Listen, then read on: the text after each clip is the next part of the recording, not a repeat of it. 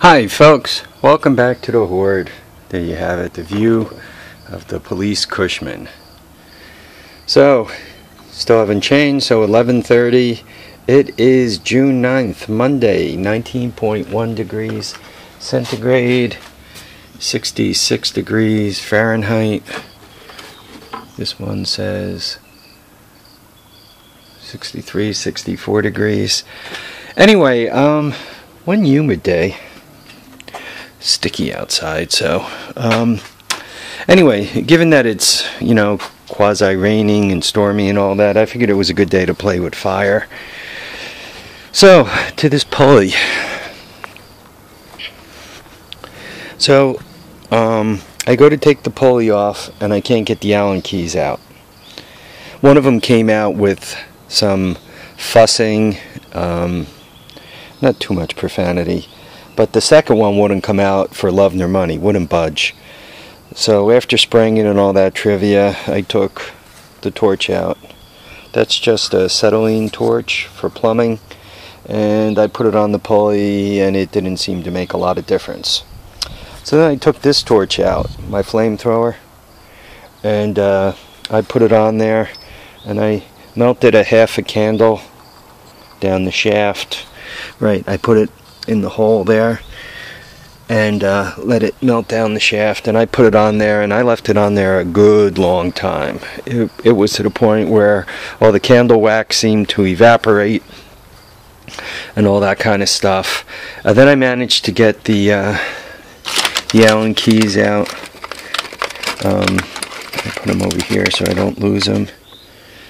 There's one and the other one is in there. So I managed to get the two of them out. And once again, they fussed.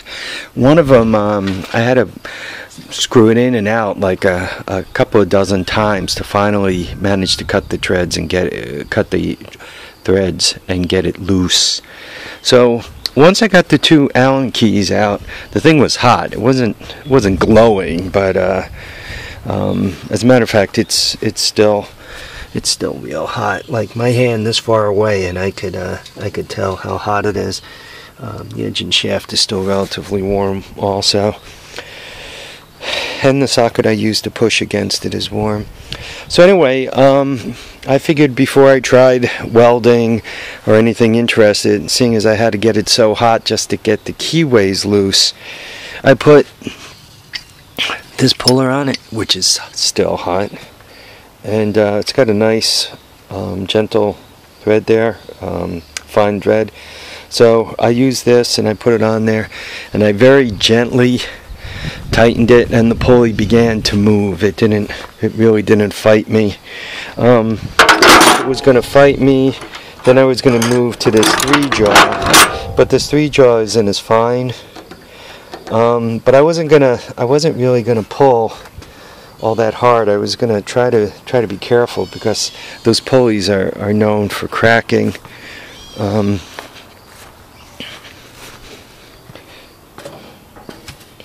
was pulling against this area, right?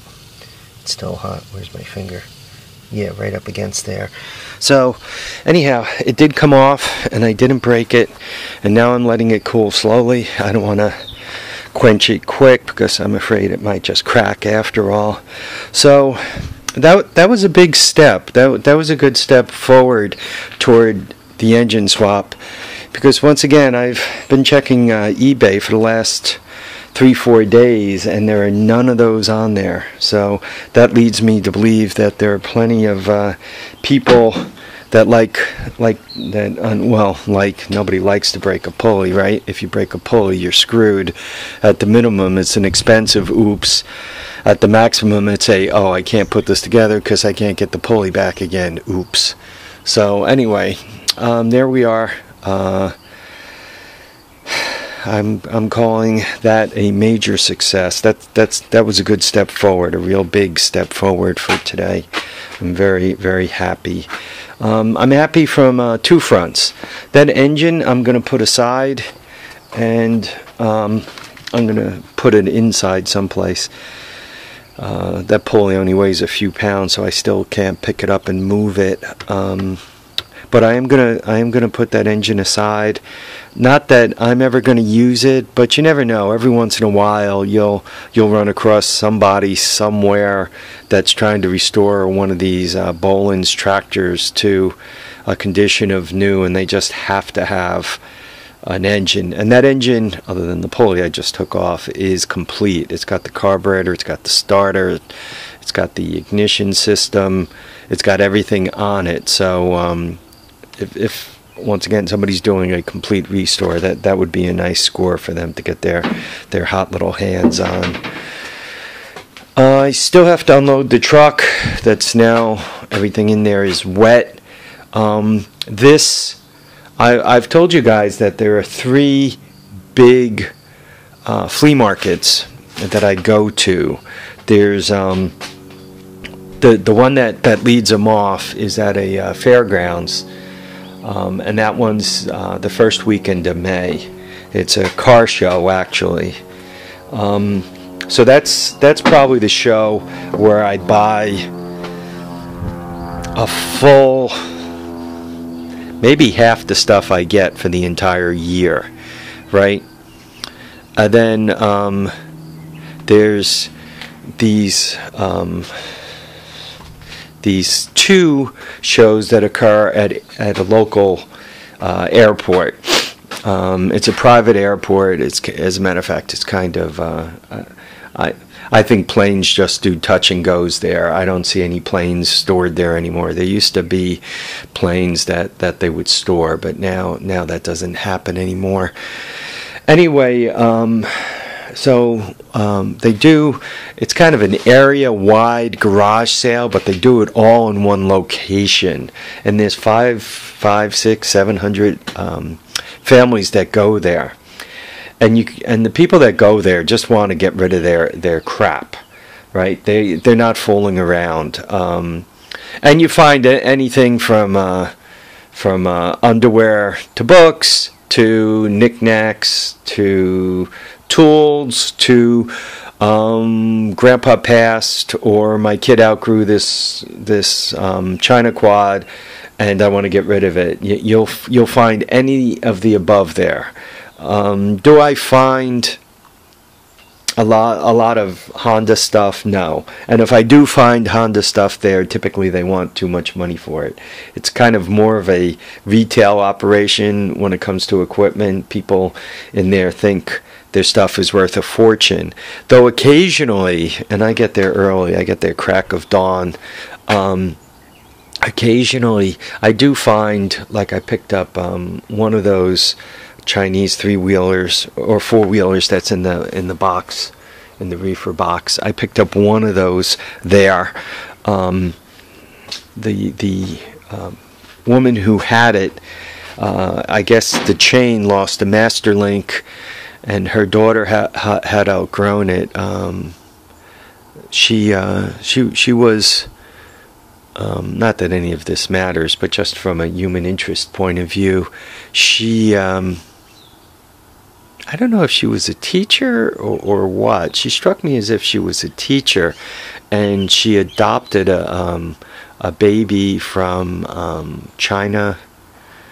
I think the young lady was from China. She looked like she was from China, and she and her husband adopted this young lady, a little older in life. I think she must have been around 40 when she adopted the child, late 30s.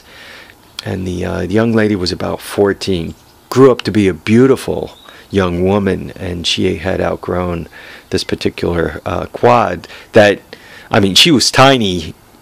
She was a small girl, right? She was petite. I don't think she weighed 100 pounds. It's like, oh, she outgrew this quad, we're getting rid of it. And I'm like, yeah, I'm looking at her thinking, boy, at 100 pounds, you fit on there pretty good, compared to the 200 pounds I'm going to expose this quad to should I ever get it running. And anyway, so she let me have it for 75 bucks, and it even had the remote controls, the little push buttons that you push to turn it off if the kid gets too far away from you or is going too fast or too crazy. So it came with those, it came with the book, came with everything. The battery was dead and the chain was off, so she sold it to me for 75 bucks. But the thing looked like showroom. Well, that was before it got into my reefer box, and there it rots. So that's the kind of stuff you find. Anyway, this is a long way of getting to the topic, but I'm going to that market this week. That's Saturday. So there's one in June, the middle of June, and then there's one in the middle of September at the airport. But probably, you know, almost half of the stuff I get is kind of from that first sale I go to. Then, you know, a big quarter, like more than a quarter. Let's break it into sixth, right? 3/6 comes from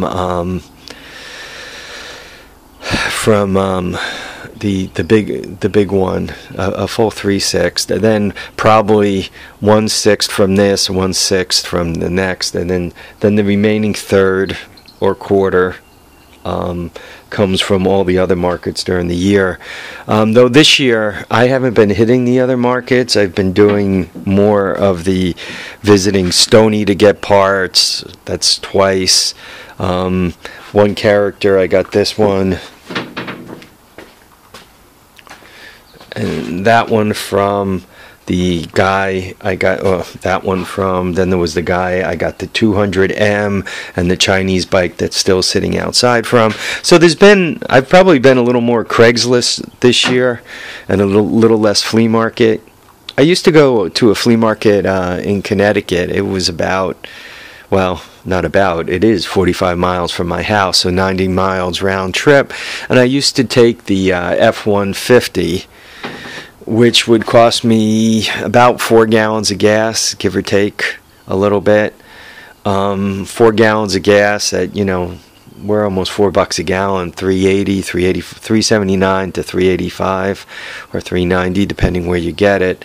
So call it $4 a gallon. So 4 times 4 is 16. It was $2 to get in, which was 18. So the problem was with that flea market, I was having a harder and harder time going and pulling enough out of there to really justify the visit. If I wasn't spending at least $50 and getting that $50 for half price, right? So it was $100 worth of stuff I was getting for $50, right? I had $50 out plus another $20 to get there. So I had $70 out to get $100 worth of stuff that I can get retail, and I don't have to add to the hoard. So if you just go through the numbers, it wasn't working, right?